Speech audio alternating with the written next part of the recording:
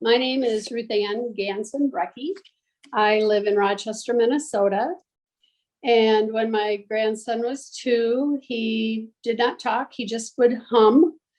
And of course, we didn't know what he was talking about or anything. And he was diagnosed with apraxia.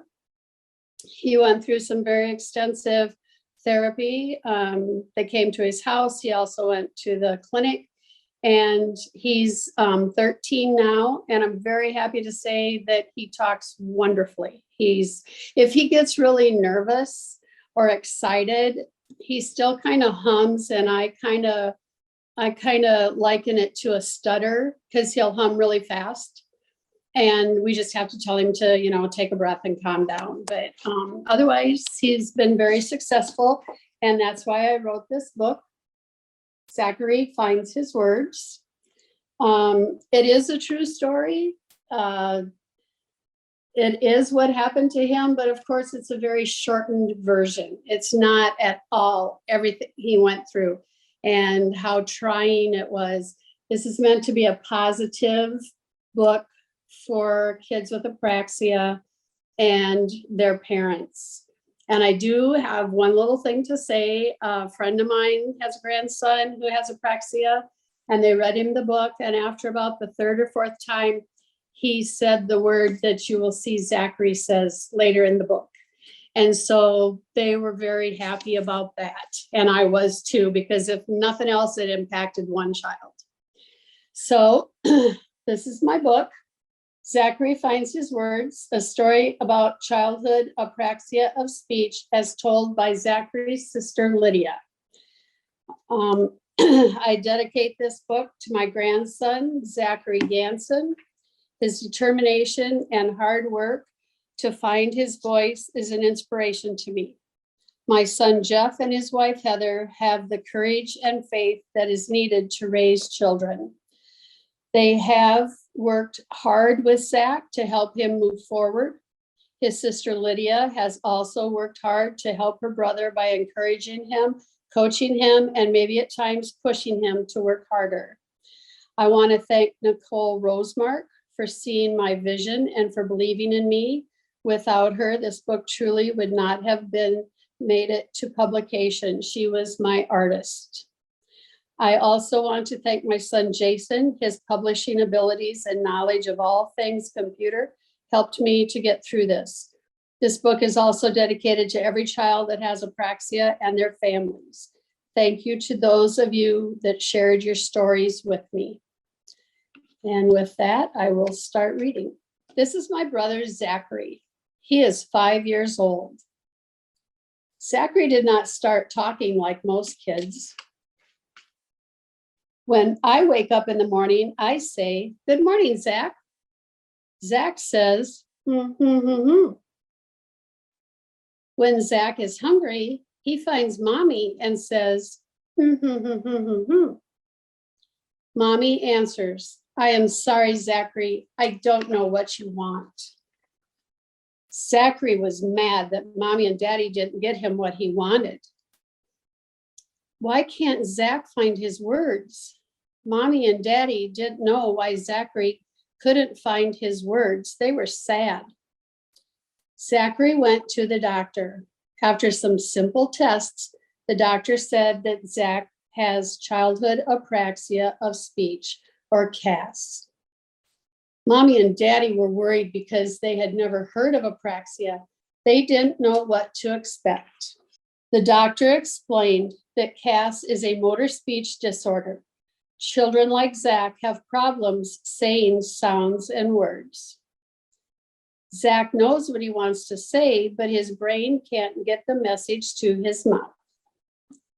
The doctor gave Mommy and Daddy the name of a speech therapist that could help Zach find his words. Zach worked very hard, but all he could say was, hmm. So he worked harder. Mommy and Daddy worked hard to help him. I encouraged him to find his words. Zach was trying to tell Mommy something, but all he could say was, Mommy said, Zach, I'm so sorry. I don't know what you want. Zach opened his mouth very wide and said, apple. What did he say? Mommy and Daddy looked surprised. Mommy jumped up and got him an apple. Zach continued to work very hard. Everyone was helping him find his words, even our cousin Ava. One day, Zach was playing quietly. Suddenly, he went over to Daddy. He looked Daddy straight in the eye and said, I love you. A tear came to Daddy's eye as he said, I love you too, buddy. I did it. I found my words. Zachary found his words.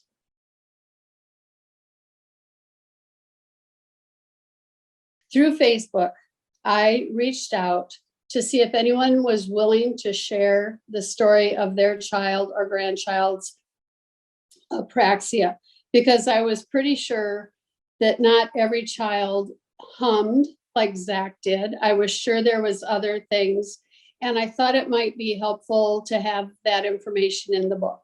So I will read some of those right now. Amy shared, our granddaughter can say no. She is 8 years old. She has learned a lot of signs and is good at spelling. We finally figured out she was talking about churches, chicken. She loves food. She doesn't hum, but does make other noises to let you know if she is happy, mad, or to get our attention. She is amazing. We will spell out most of what people don't understand. Tabitha said, my son was 3.5 when he was officially diagnosed. He is a second child, so everyone said, oh, his brother talks for him. He would say cat occasionally, mom and dad, and one day he said bread. My neighbor told us about early intervention. We had him looked at just prior to aging out, and he received speech therapy. His official diagnosis came when we took him to a rehab that specialized in speech. They diagnosed him. When his little brother, who is 23.5 months younger than him, yelled from his crib, get me out of bed, we knew there was something up. Our son had created his own sign language. If you do not know him, he is awfully hard to understand. But for us, he has come a long way. He never sits still. He starts kindergarten in the fall. Much like other people, we had no clue what apraxia was until he was diagnosed. He has gained many words and will try.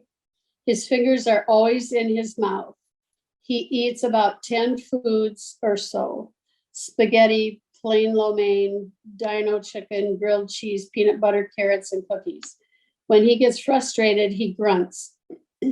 He always wanted to play Xbox with my 8-year-old. My husband got laid off, so he brought up his old PlayStation 2. He played it and did really good. We noticed if he played the video games, he talked more, like something connected. We have come such a long way. Last year, we participated in the walk in Saratoga, New York. He carried his medal, so proud. Rebecca said her son is 6 and has very few words. He makes sounds, mostly the E sound. He can say yeah, no, and mama. He has only recently been diagnosed, and I had never heard about apraxia either. The only thing everyone kept saying was autism, but I didn't think it fit. I always felt like he wanted to talk, but it was like his mouth wouldn't move for him. When he was diagnosed, it was like everything finally made sense. Shelley, my son, 4 years old, started speech therapy before turning 2, diagnosed with apraxia at 3.